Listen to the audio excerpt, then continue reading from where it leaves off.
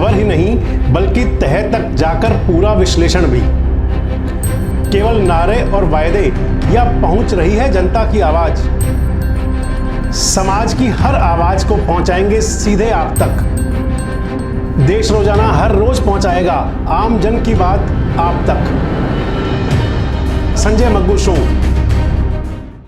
नमस्कार, मैं संजय मग्गू और मौजूद हैं एक नए शो जो आप देख रहे हैं 2 दिन से, SMS यानी कि संजय मग्गू शो। आपसे बात किया करता हूं कुछ उन बातों को, उन खबरों को लेकर के जो आपके लिए जानना भी ज़रूरी है और जो कई चर्चाओं में थी। तो SMS में आज शुरुआत करेंगे आपके साथ राजस्थान की राजनीति को लेकर। राजस्थान जहां पर कि नॉमिनेशन का काम पूरा हो चुका है, स्कूटनी फार्मों की होगी और अब चुनाव प्रचार तेज हो जाएगा। 25 तारीख को वोटिंग होगी और 3 तारीख को चुनाव परिणाम आएगा। बात यह है कि कांग्रेस ने कहा था कि जिस प्रकार उन्होंने कर्नाटक के अंदर अपने प्रत्याशी घोषित कर दिए थे 2 महीने पहले, दावा किया गया था कांग्रेस की तरफ से कि राजस्थान में भी 2 महीने पहले प्रत्याशी घोषित कर देंगे। लेकिन आप मान लीजिए कि 6 तारीख को नॉमिनेशन की लास्ट डेट थी और 5 तारीख की रात को आखिरी सूची आई और उस सूची के अंदर कुछ नाम रह गए और एक नाम आ गया। चर्चा करूंगा आपसे उसके साथ। शांति धारीवाल, धर्मेंद्र राठौर और महेश जोशी, 2 नप गए और 1 बच गए। आपसे चर्चा करूंगा हरियाणा की राजनीति को लेकर। मुख्यमंत्री मनोहर लाल आजकल दमादम है, रोज़ नए फैसले करते हैं। कई कांटे निकाल दिए हैं अपने, कई निकालने बाकी हैं। देखते हैं कितने कांटे और निकालेंगे। खैर, किसानों को खुश कर दिया है। किसान कितना खुश होंगे तो चुनाव में पता चलेगा, लेकिन कोशिश ज़रूर की है। हरियाणा प्रदेश भारतीय जनता पार्टी के जो नए नवेले अध्यक्ष बने हैं नायब सिंह सैनी, वो भी आजकल दमादम है। रोज़ स्वागत हो रहे हैं उनके, मालाएं पहनाई जा रही हैं, जिंदाबाद जिंदाबाद हो रही है। नए अध्यक्ष को जय श्री राम का नारा गूंज रहा है। कृष्णपाल गुर्जर सांसद हैं 2 बार से। बड़ी चर्चाएं हैं कि टिकट कट सकता है, लेकिन जिस प्रकार कृष्णपाल गुर्जर का कद बढ़ाया है भारतीय जनता पार्टी के आला कमान ने, उससे लगता है कि दावे सब बेकार हैं। और अंत में आपसे चर्चा करूँगा उस खबर को लेकर के कि जिसमें दिल्ली की आम आदमी पार्टी कह रही है कि हमेशा नए मॉडल पेश करते हैं। एक नया मॉडल पेश करने जा रही है आम आदमी पार्टी। विधायकों ने कह दिया है कि केजरीवाल साहब, अगर आपको ईडी जेल में डाल दे तो भी CM पद से रिजाइन मत देना, जेल से सरकार चलाएंगे। तो वाकई एक नया मॉडल हो जाएगा ये भी। और अंत में आपसे बात करूंगा आपकी थाली से क्या क्या गायब हो रहा है, महंगाई कितना परेशान कर रही है आपको और सरकार की नज़र उस पर शायद है नहीं अभी। तो चलिए शुरू करते हैं SMS में बातों का सिलसिला। तो राजस्थान के अंदर चुनाव प्रचार बहुत जोरों पर है। प्रधानमंत्री मोदी हों, राहुल गांधी हों, प्रियंका गांधी वाड्रा हों, या भारतीय जनता पार्टी के राष्ट्रीय अध्यक्ष नड्डा साहब हों, या कांग्रेस के राष्ट्रीय अध्यक्ष मल्लिकार्जुन खड़गे साहब हों, सब लगे हुए हैं। और दूसरी तरफ अशोक गहलोत अपनी धुन में है तो रानी अपनी धुन में है। इस बीच आपसे बात करने चला हूँ राजस्थान कांग्रेस की एक बात को लेकर। दावा किया गया था कि 2 महीने पहले टिकट डिक्लेयर कर देंगे, जैसे कर्नाटक में किए थे। लेकिन कर्नाटक का नाटक तो निपट गया। हालांकि एक नाटक वहाँ शुरू हो रहा है, कह रहे हैं ऑपरेशन लोटस चल सकता है वहाँ। लेकिन आज तो बात आपसे राजस्थान की। राजस्थान के 3 ऐसे नेता थे जिन्होंने कि आला कमान को नाक में बहुत दम किया था। शांति धारीवाल, धर्मेंद्र राठौर और महेश जोशी, तीनों अशोक गहलोत साहब के बहुत नज़दीक हैं। धर्मेंद्र राठौर और महेश जोशी नप गए हैं, टिकट कट गई है। लेकिन शांति धारीवाल आखिर अपनी टिकट कैसे बचा के आए, बात आपसे करेंगे। चुनाव जारी है, 200 सीटों पर चुनाव होना है। 25 तारीख को वोटिंग होनी है। 3 दिसंबर को रिजल्ट आएगा और उस रिजल्ट से पहले तमाम मीडिया चैनल अपनी अपनी मारेंगे कि कौन जीत रहा है, कौन आ रहा है, किसकी सरकार आ रही है, किसकी जा रही है, यानी कि एग्जिट पोल आ जाएंगे। कर्नाटक की तर्ज पर चुनाव से 2 महीने पहले उम्मीदवार उतारने का दावा करने वाली कांग्रेस के लिए आखिर राजस्थान में परेशानी क्या थी कि नामांकन के आखिरी दिन टिकटों का ऐलान हुआ।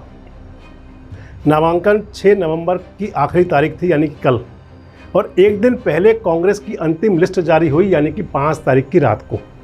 सबसे ज़्यादा उत्सुकता थी 3 नामों को लेकर, शांति धारीवाल, डॉक्टर महेश जोशी और धर्मेंद्र राठौर। ये तीनों नेता मुख्यमंत्री अशोक गहलोत के करीबी माने जाते हैं। इन तीनों ही नेताओं के नाम कांग्रेस आला कमान को मंजूर नहीं थे। लेकिन जब आखिरी लिस्ट आई जिसमें डॉक्टर महेश जोशी और धर्मेंद्र राठौर का नाम काट दिया गया, लेकिन शांति धारीवाल को कोटा, जो उत्तर विधानसभा सीट है, वहाँ से टिकट दिया गया।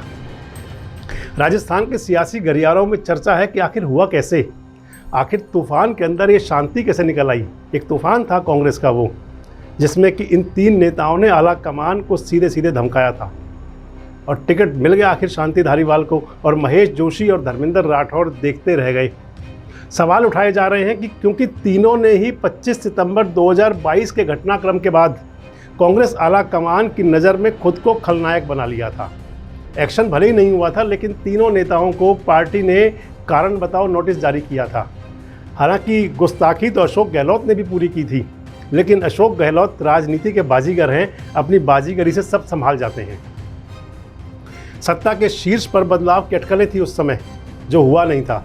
कांग्रेस के तत्कालीन कार्यकारी अध्यक्ष यानी कि जो कांग्रेस की अनकॉल्ड मुखिया हैं सोनिया गांधी ने अजय माकन और मल्लिकार्जुन खड़गे को ऑब्जर्वर बनाकर विधायक दल की बैठक के लिए जयपुर भेजा था 25 सितंबर 2022 को, ध्यान होगा आपको। इन दोनों नेताओं ने मुख्यमंत्री अशोक गहलोत के आवास पर विधायक दल की बैठक बुलाई थी, लेकिन गहलोत समर्थक विधायकों ने इस बैठक से किनारा कर लिया और फिर शांति धारीवाल की आवास पर विधायकों की बैठक हुई। विधानसभा की सदस्यता से इस्तीफा लेकर विधानसभा स्पीकर के आवास तक पहुंचे सारे विधायक। पूरी कवायद जो हुई वो शांति धारीवाल, डॉक्टर महेश जोशी और धर्मेंद्र राठौड़ के नेतृत्व में हुई। धारीवाल ने तो यहाँ तक कह दिया था कि कौन आला कमान, कैसा आला कमान, जो भी होगा गहलोत साहब कहेंगे और जो गहलोत कहेंगे वो हम करेंगे, यानी कि नेतृत्व को सीधी चुनौती। और कांग्रेस आला कमान चुप रहा।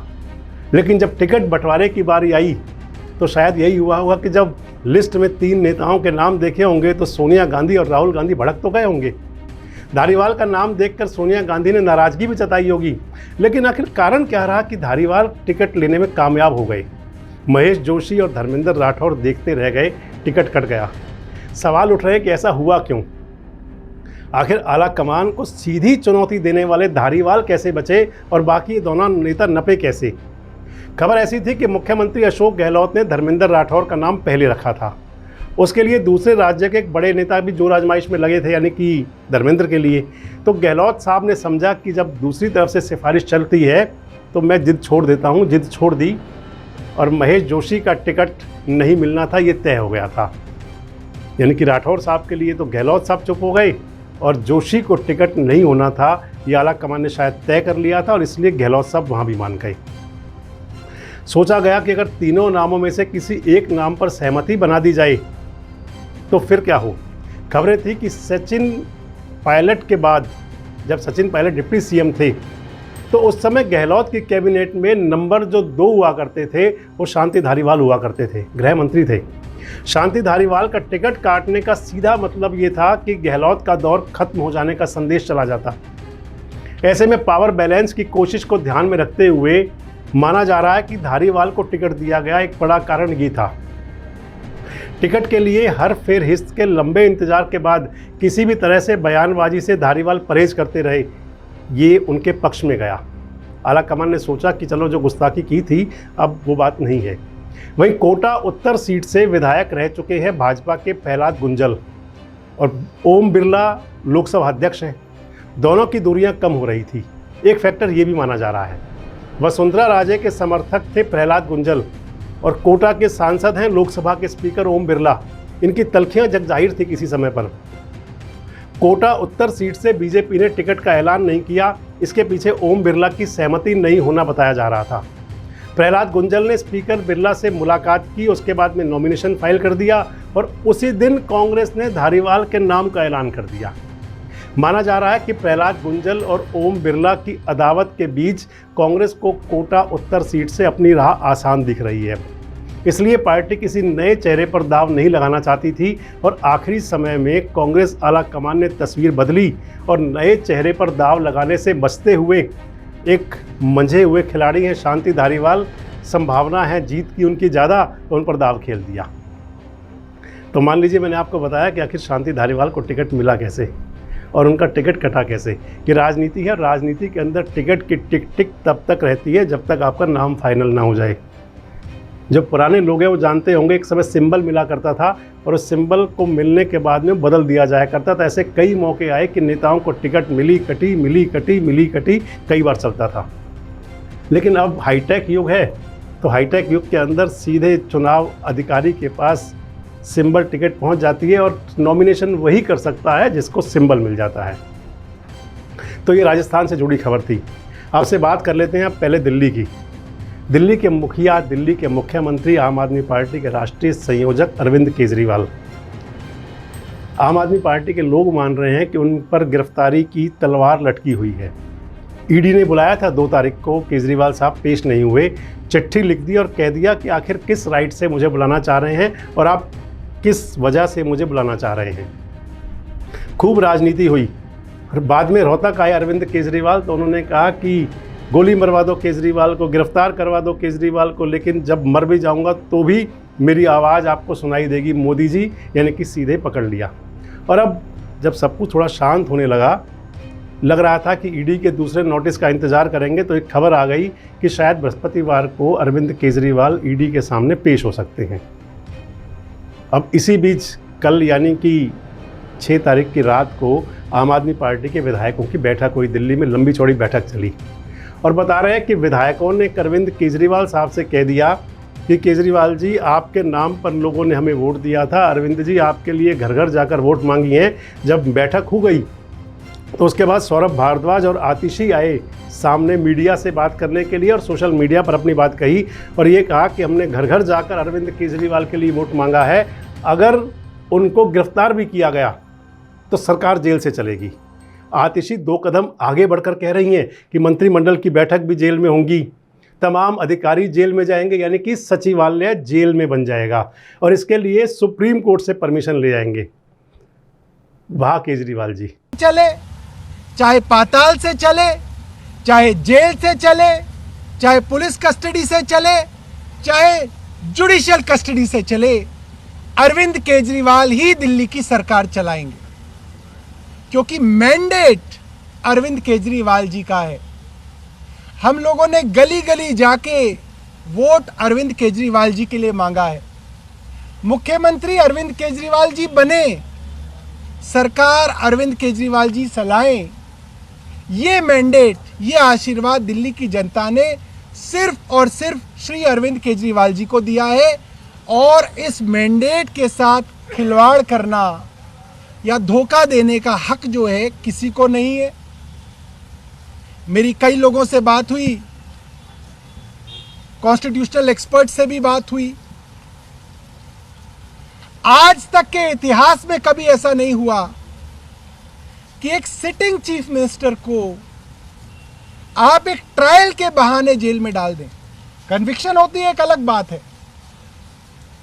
कानून के अंदर और संविधान के अंदर ऐसा कोई प्रावधान नहीं है कि दिल्ली के या किसी भी राज्य की जनता का जो अधिकार है, जो उनकी फंडामेंटल राइट है, right to vote, right to elect a government, right to elect a popular chief minister, इसको आप चैलेंज कर सकें। ये अधिकार जनता का है। जेल के अंदर हो सके, ज़रूरत होगी तो सारे अफसर जाएंगे वहाँ पर, ज़रूरत होगी तो हम वहाँ पे कैबिनेट की मीटिंग की फाइल्स लेके जाने की परमिशन कोर्ट से लेंगे। दिल्ली की सरकार जेल से चलाएंगे अरविंद केजरीवाल और जेल से भी दिल्ली की जनता के कामों को रुकने नहीं देंगे। ये सारी बात होने के बाद मुख्यमंत्री अरविंद केजरीवाल जी ने कहा है कि वो विधायकों से बातचीत के बाद अभी दिल्ली में जो आम आदमी पार्टी के काउंसलर्स हैं उनसे भी चर्चा करेंगे। एक नई तरह की राजनीति जो आप लाए हैं, तो उसके अंदर ये भी एक पार्ट है एक राजनीति का कि जेल से सरकार चलेगी। जयललिता भी गिरफ्तार हुई थी एक बार मुख्यमंत्री रहते हुए, और जब गिरफ्तारी हो गई थी तो रिजाइन हो गया था। और आपकी पार्टी के नेता सत्येंद्र जैन और मनीष सिसोदिया भी गिरफ्तार हुए और गिरफ्तारी के बाद उनका भी रिजाइन हुआ। ये कौन सी नज़ीर आप पेश कर रहे हैं जिसके अंदर आप कह रहे हैं कि एक और मॉडल पेश करेंगे? तो इस पर चुस्की ली है अनिल विज ने। हरियाणा के गब्बर और चुस्की लेने में माहिर हैं। किसी की भी चुस्की लेनी अगर हो तो अनिल विज सबसे पहले आगे आते हैं। और अनिल विज साहब ने कह दिया है कि एक और मॉडल पेश करेंगे, दिल्ली मॉडल, जिसके लिए रोज़ कहते रहते हैं आम आदमी पार्टी के लोग कि दिल्ली मॉडल पर हम हरियाणा में चुनाव लड़ेंगे, दिल्ली मॉडल पर हमने पंजाब में सरकार बना ली है, दिल्ली मॉडल पर यूपी में चुनाव लड़ेंगे। तो ये दिल्ली का नया मॉडल पेश करने जा रही है आम आदमी पार्टी कि जेल से भी सरकार चल सकती है, जेल के अंदर कैबिनेट की बैठक हुआ करेंगी। फैसला उनकी पार्टी का है। इसके अंदर संविधान कितना आड़े आएगा, इस पर संविधान विशेषज्ञ ही बता सकते हैं। लेकिन अगर ऐसा हुआ तो शायद पहली बार होगा कि जेल के अंदर सचिवालय सजे। जेलों के अंदर दरबार सजते देखे तो हैं माफियाओं के, सरगनाओं के, लेकिन अगर सरकार जेल से चलेगी तो वाकई एक नया मॉडल पेश हो जाएगा, और ये मॉडल पेश करने जा रही है शायद आम आदमी पार्टी। अब बात कर लेते हैं हरियाणा की। हरियाणा के मुख्यमंत्री मनोहर लाल आजकल दमादम है। जनसंवाद ऐसा कि रोज़ कहीं ना कहीं जनसंवाद कर रहे हैं, और सबको लगा दिया जनसंवाद करने में। खुद भी जनसंवाद कर रहे हैं, सांसद भी जनसंवाद कर रहे हैं, मंत्री भी जनसंवाद कर रहे हैं, विधायक भी जनसंवाद कर रहे हैं। मुझे लगता है अब आगे जिला अध्यक्ष और हल्के जो उनके हल्का अध्यक्ष हैं, शहरी अध्यक्ष हैं, ये भी जनसंवाद करेंगे, और जनसंवाद के अंदर कार्रवाई भी कर रहे हैं। मुख्यमंत्री जी ने तो आपने देखा होगा कि 2 अधिकारियों को सस्पेंड कर दिया, और जब जनसंवाद पूरा करनाल का हुआ, चंडीगढ़ जा रहे थे तो बस में सवार हो गए। बस में आपने देखा होगा उनकी वीडियोज़ वायरल हो रही हैं। एक महिला उनसे अपने परिवार के लोगों से बात करा रही है। एक महिला से पूछ रहे हैं उसकी पूरी बात, बहन कहाँ से आ रही है, कहाँ जा रही है, क्या हो रहा है, बस में फैसिलिटी तो ठीक है। अच्छी बात है। अगर सूबे के मुखिया अपने सरकार की रोडवेज बसों की हालत देखने के लिए बस में चढ़ जाए तो जनता को तो फ़ायदा होगा। जो जर्जर अवस्था में पहुंच चुकी हैं सार्वजनिक परिवहन प्रणाली, शायद उसको कुछ ऑक्सीजन मिल जाए। मनोहर लाल जी को ये भी देखना चाहिए कि ऐसे कई हाईवे के रूट हैं एनसीआर के अंदर भी कि जब शाम को 5 बजे के बाद सरकारी बसें मिलती नहीं हैं। अगर मनोहर लाल जी कभी यहाँ भी आके किसी बस में सवार हो जाए तो शायद लोगों को फ़ायदा हो जाएगा, क्योंकि जनसंवाद से लोगों को फ़ायदा तो हो रहा है। स्कूल के बच्चों को जनसंवाद से बस मिल गई, पलवल के कर्मचारी को जनसंवाद में ट्रांसफ़र मिल गया। तो अगर मुख्यमंत्री जी आपकी यही अदा कायम रही तो फिर शायद उन लोगों को फ़ायदा मिल जाए जो सार्वजनिक परिवहन प्रणाली पर निर्भर करते हैं। मुख्यमंत्री जी मैंने आपको बताया ना दमादम है आजकल, क्योंकि वोटों की खेती का टाइम भी आ गया है, तो किसानों के लिए भी नई सौगात दे दी। 14 रुपये गन्ने का मूल्य बढ़ा दिया और कह दिया है कि 400 रुपये क्विंटल भी मैं ही कर दूंगा, और 400 रुपये क्विंटल हो जाएगा तो किसानों को बहुत फ़ायदा होगा। 28 रुपये बढ़ जाएंगे लगभग 8 महीने के अंदर अंदर ही। तो क्योंकि किसान नाराज़ हैं सरकार से, किसान आंदोलन भी इसी सरकार में हुआ और जाट आंदोलन भी इसी सरकार में हुआ, और किसानी से कहीं ना कहीं जुड़ा हुआ है जाट समुदाय, और जाट समुदाय से जुड़ा हुआ होता है कहीं ना कहीं मजदूर समुदाय।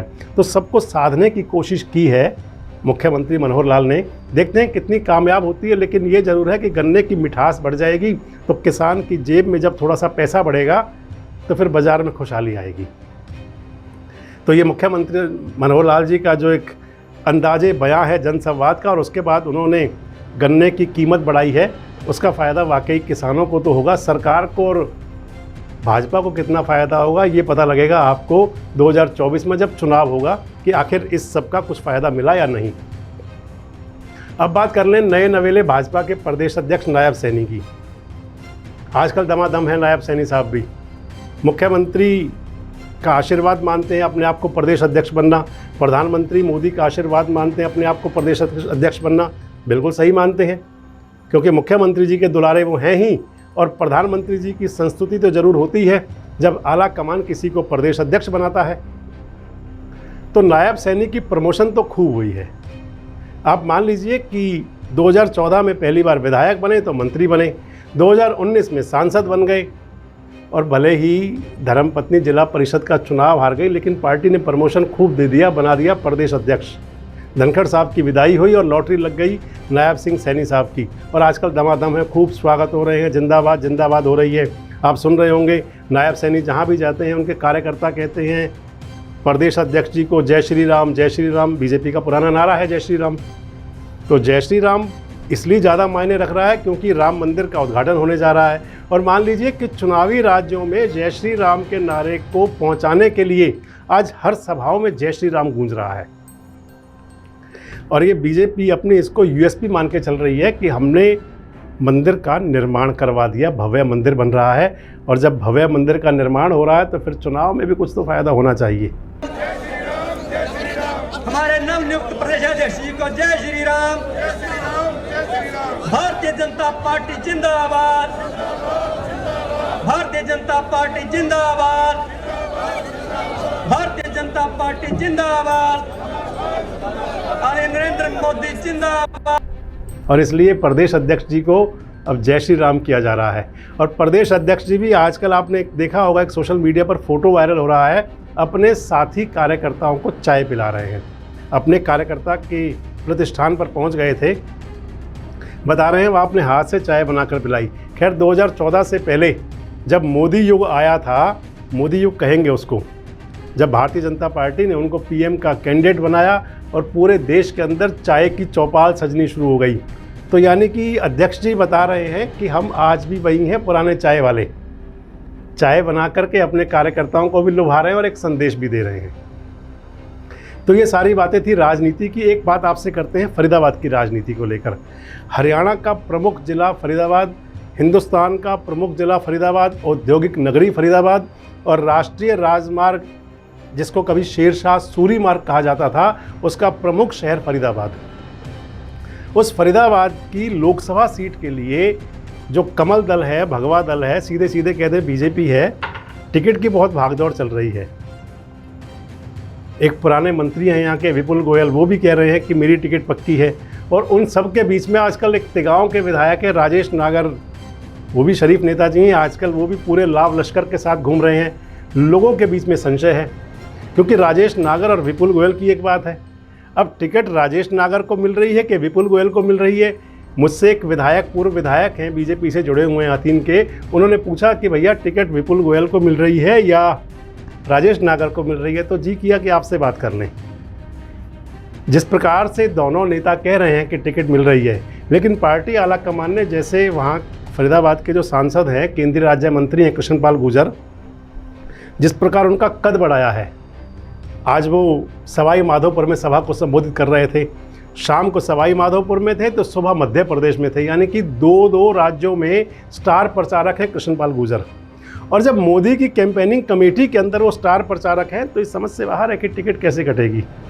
खैर, टिकट कटेगी या मिलेगी ये तो भारतीय जनता पार्टी का आला कमान ज़्यादा जानता होगा, और या वो नेता जो लोगों से कह रहे हैं कि भाई मेरी टिकट पक्की है, उनको पता होगा कि टिकट पक्की कैसे है।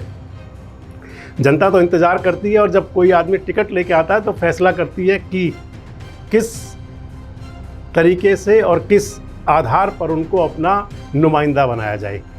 पार्टी की बात भी होती है, प्रत्याशी की बात भी होती है, और सामने के प्रत्याशी की बात भी होती है। सब कुछ मिल करके किसी नेता का चयन होता है जब जनता किसी को अपना नुमाइंदा बनाती है।